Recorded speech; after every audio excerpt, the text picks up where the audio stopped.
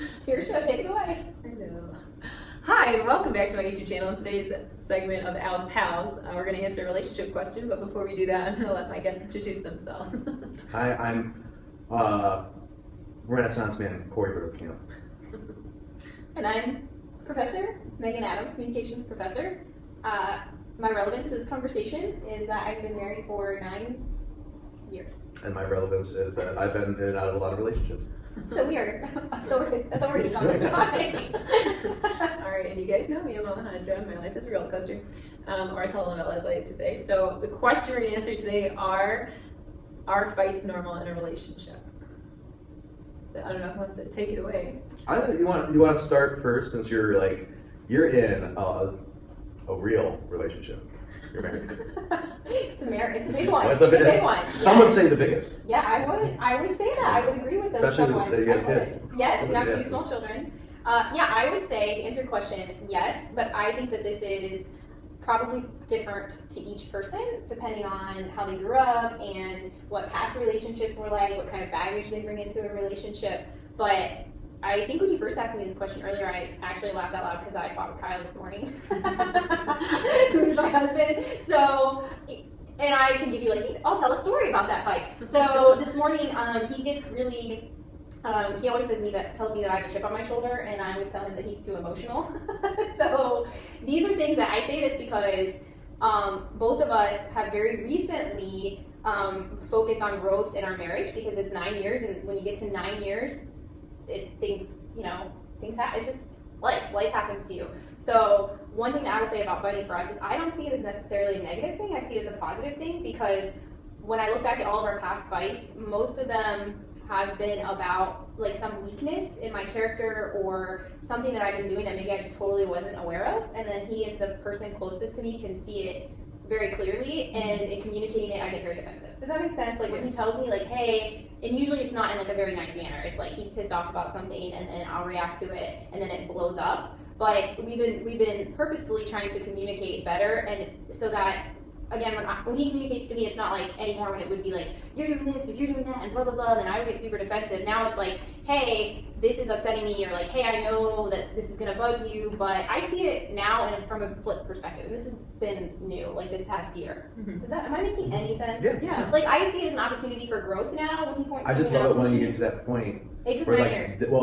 And now it's gonna go to this point where this part's gonna work until 5 years from now. You're gonna try and be assertive and calm like that, and it's just gonna sound so condescending, and then start a whole new round of fights. Probably. You're gonna need to start a new version of. But you also have in each you hit a point past the honeymoon phase, which I know will be another topic for you, when it really becomes I think honestly loving someone comes when you care about them enough to point out their faults, or to tell them that they're hurt. Yeah, because they're a person with a lot of baggage, and when you really love someone, those blinders come off, and I mean, way more self-aware about my own weaknesses with people and how I interact and how I dump stuff on him or the kids sometimes, for instance. So I think that him making me aware of that used to cause a fight, where now it's a little bit better in terms of, okay, I see what you're saying. I say that all the time. I hear you. I'm still gonna act this way. Right? I see what you're saying, but oh my gosh, a light bulb goes off, and I'm oh, I do act that way. Oh my, wow, that's really crappy of me. And so you become more aware, and then you grow as a person, and I think that does extend out to all your other relationships, if you can get to that point. Yeah, I was gonna say, I agree with you when you're saying kind of how you brought up affects it. So I was gonna say, I dated this guy in high school, and like I mentioned before, I have a big family, so there's 5 of us kids, and my mom and my dad. So there's we're a Mexican household, so there's a lot of screaming and fighting going on. And the guy that I dated in high school was just him and his older sister and a mom and dad, super quiet, household. So when he broke up with me, and when I was in high school, he was we fight a lot, and I was I don't think we fight a lot. But again, I think that maybe to him, if we fought about something, maybe he thought it was a big deal because maybe they never fought in their family. And to me, it was whenever I would get yelled at, go to your room, it would kind of just be a thing, and then it would kind of just brush off by the next day, unless I was grounded, I guess. But even then, it's just kind of natural. I mean, kids in the basement, my mom's gonna be like, hey, get upstairs.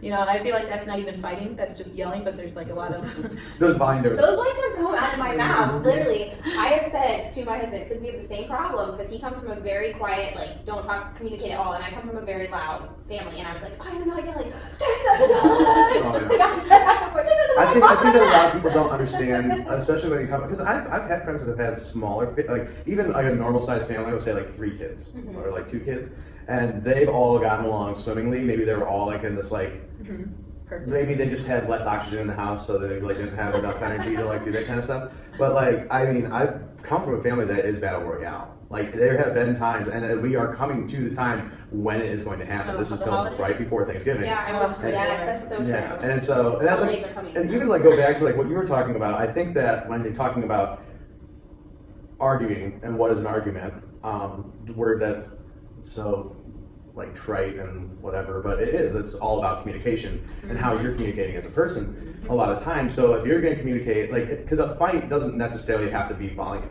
It can be anything. I mean, one of my favorite comedians right now, his name is Nate Bargatze, and he has this whole bit about like marriage fights where you pretend not even to know that person for like a day, and like you have both like or like on opposite ends of the house, and you have to like pass in the hallway and be like, oh, excuse me, sorry. Well, like when you ever been in a fight, like I feel like most of our fights would like start over like one core issue, but then there'd be like 20 other mini fights in the same fight. Oh, It's yeah. like, oh, since we're already on this, Let's let's don't do talk that. about the time you, and it's like, so you get so off topic in the fight, right? That's kind of like how people deal with arguments.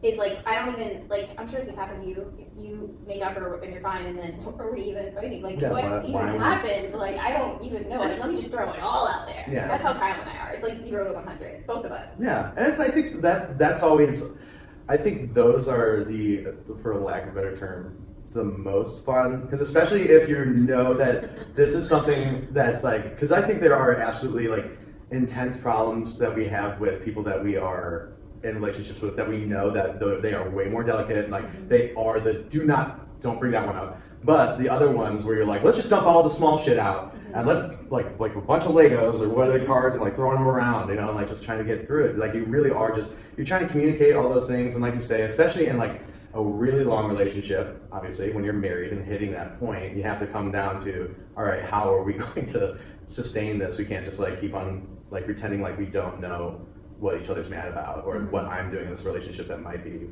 you know, hurting. I mean, like looking back at like say my parents, and like I do come from a family where I mentioned this at one point in time. There'll be another video that's posted that's me talking about how my parents have stayed together when we were kids. It wasn't fun. Like it was never. I mean, it was great. I had a great childhood in that way, but like I said, it was a battle royale, and it's like they met in college. They're both 20 and 21. Had my older brother. My mom had my older brother at like 22. She was kind of pregnant in her wedding photos, you know, like that kind of thing. And so like they had to learn. They didn't have that.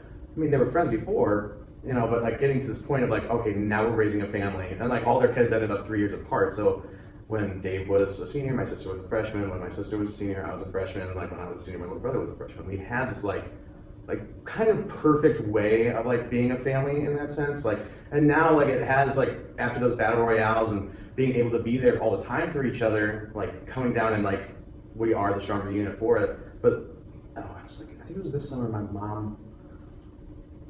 I was inebriated. I think everyone was inebriated in our family. It was like over the 4th of July. We were just having like a family talk, and you know, like something that I've never.